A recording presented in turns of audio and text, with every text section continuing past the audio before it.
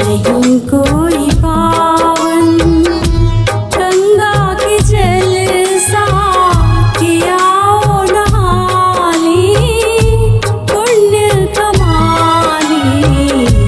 नहीं कोई पावन गंगा के जल सा किया नहाली पुण्य कमाली। नहीं कोई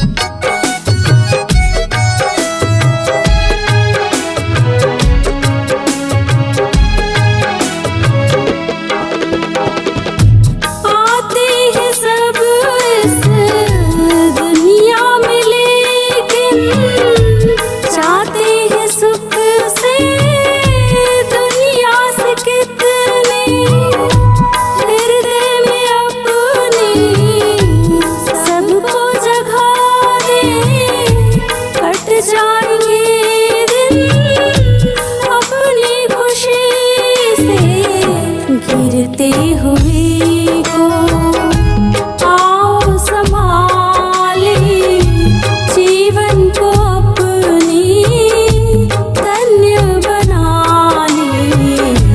नहीं कोई पावन गंगा के जल सा कि आओ नहा ले पुण्य कमा ले। नहीं कोई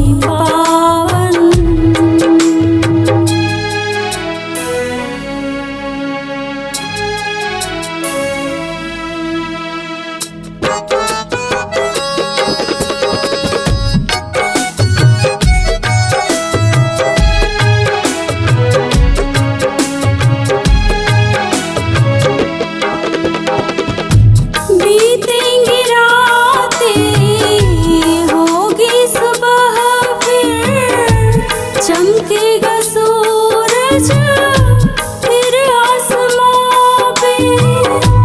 ऐसे ही साथी चलती रहेगी इस जिंदगी की अब दास्तां ये।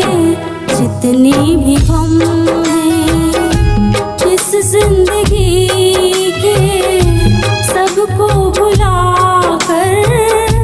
जीवन सजा